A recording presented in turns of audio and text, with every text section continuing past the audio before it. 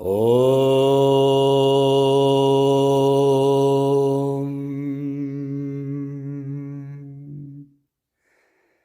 Brahmanandam Paramasukadam Kevalam Jnanamurtim Dvandvatitam Ganganasadrisham Tattvamasyadilaksham Ekam Nityam Vimalamachalam Sarvadi Sakshibhutam Bhavatitam Trigunarahitam Sadgurum Tam Namami.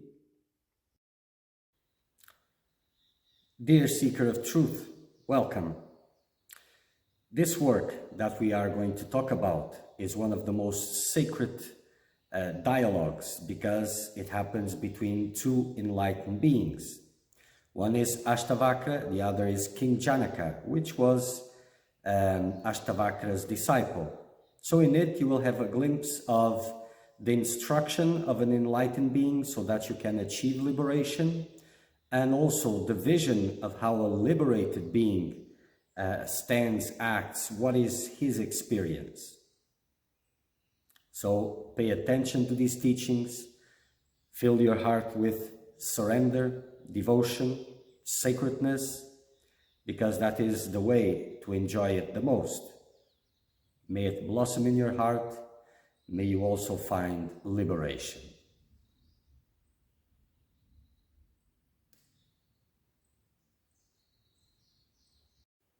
Moving on, Ashtavakra Samhita, chapter 14th, tranquility, that state of mind that is free from inner demands, inner desires, and outer demands that take hold.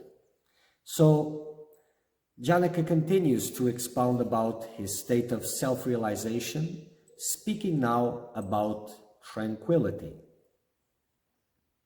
So Janaka said, he verily has his recollections of worldly life exhausted, who is empty-minded by nature, who thinks of sense objects involuntarily, and who is, as it were, awake, though asleep. So his recollections of worldly life, this is about the past karmas, good and bad karmas that drive people into actions and to new births, new rebirths. So these are the recollections of worldly life and that which brings you again and again and again and again to experience life once more. So the one who reaches self-realization has his recollections of worldly life exhausted. So they are cleans, all these karmas, all these impressions in the mind. They are exhausted. So that means that there will not be any more rebirths after self-realization because there are no more karmas. Who is empty-minded by nature, meaning that has no more inner desires for the world. So he is empty-minded. And the impressions also that rested there, they have no more power over him, and future experiences will not bring more impressions. Who thinks of sense objects involuntarily, because as long as the prarabdha karma, the karma that was responsible for the birth of this body and will be responsible for its death, as long as this remains, he will be aware of the world as it appears to be. So he thinks of them involuntarily. And who is, as it were, awake though asleep. Even if the body sleeps, he is still awake, because awakening is not circumstantial to what the body-mind is experiencing.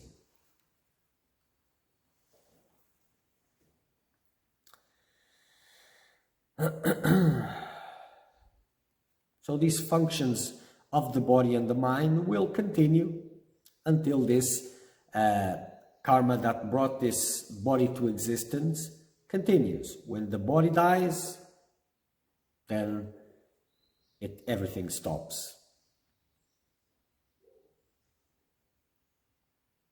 So when desire has melted away, where then are my riches? Where are my friends? Where are the robbers in the form of sense objects? Where are the scriptures? And where's knowledge? So when desire has melted away, nothing else becomes precious, and desire melts away with self-realization. So where then are my riches? Nothing is more precious than something else. So this concept of riches disappears. Also, where are my friends? First of all, they don't exist. Even if they did, there's no distinction between friends, foes, or indifference. So everything loses its sense. Where are the robbers in the form of sense objects? Because sense objects rob the perception of the self because of desire. So desire made attention go to the sense objects. So they were called the robbers. With self-realization, there's the clear vision of the nature of what is these sense objects as non-existence. And the fullness of self-realization leaves no room either to get something else or there's nothing else also. So where are these robber sense objects? Where are the scriptures? So the scriptures, they guide the seekers into the path of liberation, and they prescribe certain duties. But for the man of self-realization, this has no worth whatsoever. And where is knowledge? So in this case, for the man of self-realization, he knows what is the real knowledge. So other knowledge, scriptural knowledge, worldly knowledge, all this becomes useless for the man of self-realization.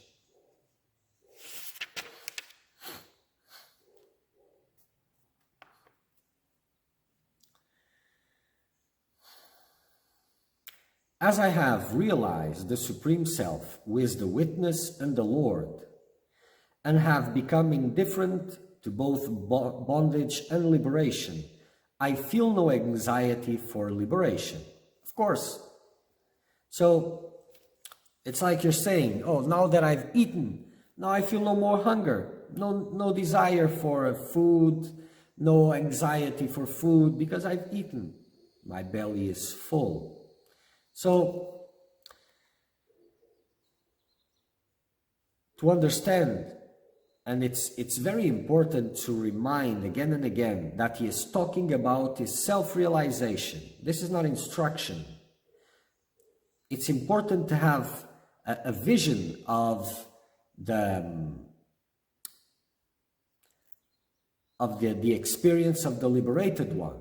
But this is not instruction for the blinded one. This is the experience of the liberated one.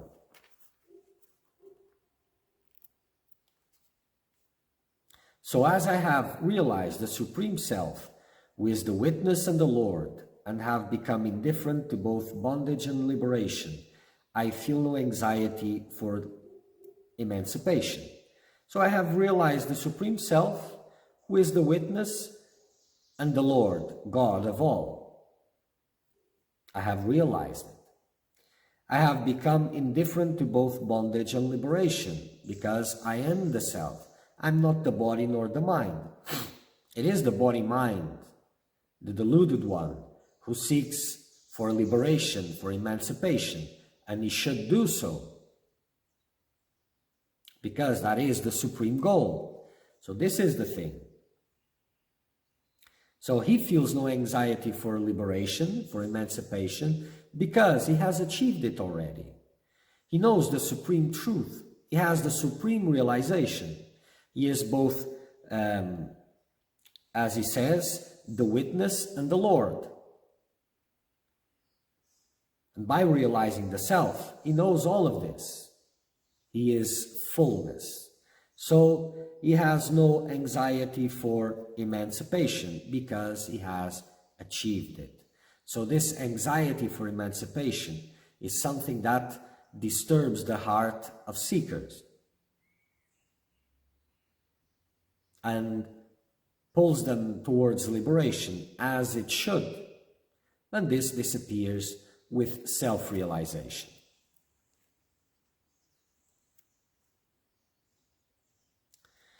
The different conditions of one who within is devoid of doubts, but outwardly moves about at his own pleasure like a deluded person, can only be understood by those like him. So the different conditions of one who within is devoid of doubts, the one who is self-realized, only that one is removed from doubts. Well, sometimes I make this distinction, like when seekers approach, I ask them about the doubts. And when they have no doubts, well, in the case of the deluded one, of the seeker who is deluded, if he has no doubts, it means that he is not pushing enough into the path of liberation. Because if he did, he would be finding the walls, he would be finding the difficulties, he would have doubts. The one who has no doubts is the one of self-realization, who has achieved this. All his doubts have been cleared. So the one who is within devoid of doubts, but outwardly moves, outwardly means the body moves about at his own pleasure like a deluded person, meaning when you're looking to the enlightened one, the body, because the body is not the enlightened one, but okay, but when you see the body that you call an enlightened one, you see it moving about, it moves in the same way as a deluded person. At his own pleasure,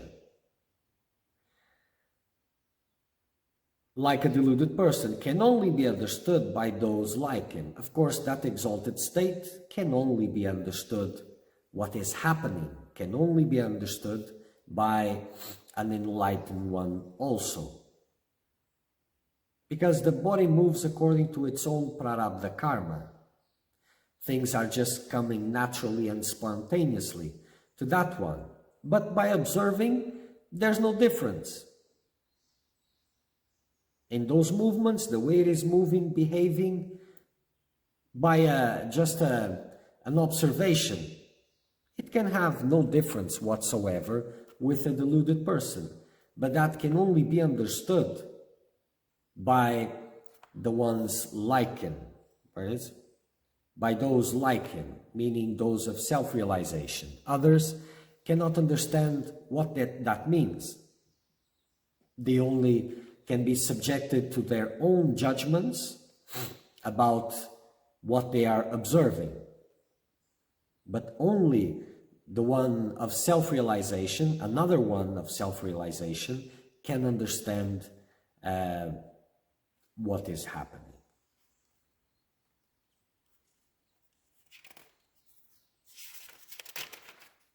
Okay, so this is the chapter about tranquility.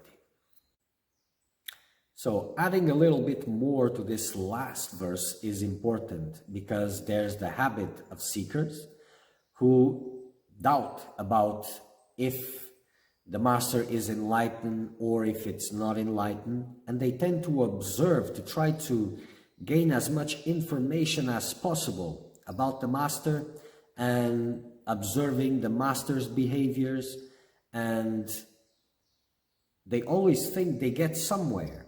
But this verse clearly states that the actions of a liberated one can only be understood by another liberated one. So sometimes a liberated one may act accordingly as a master would, to give an example to its disciples. But that's not about his state of liberation, because the example that the disciples need, that are deluded, is something else, something different. The enlightened one is beyond all of this. So sometimes he may act for the sake of testing the disciples' desire for liberation, commitment, and all of these things. He may act opposite to what a liberated one would act. Or if this liberated one is not teaching anybody, is just waiting for the sanskars to burn, the past karmas, the prarabdha karma to exhaust itself, meaning the death of the body, he may just walk around randomly without any cares whatsoever. So by observation, by mere observation, you will see nothing. So people say, so then how can I know? How can I surrender? First, if you have that assurance, that is not surrendering. But assurance is needed, yes, for certainly, but the right kind of assurance. And the right kind of assurance is that which takes longer a little bit. But the one which is true, real, concrete, but can seem abstract if you're basing yourself in the reasonings of your mind. Because the real assurance is the direction that comes from the heart in a living spiritual process of a seeker of truth. So if he wants to know, first of all, there's no point knowing if that one is a master, if that one is an enlightened one, or it isn't. The importance for the seeker of truth is to know who is his guru, who is the master. And that is directed by the heart when you are in the living process. So if you want to get the direction, make your process alive, intensify your spiritual practices, use all time available for that. That's what makes it happen. And that's how you can get sure that this is the one for me. Because by mere observations, you cannot never know. Om Purnamada Purnamidam Purnat Purnamudachyate Purnasya Purnamadaya Purnameva Vashishyate. Om Shanti Shanti Shanti.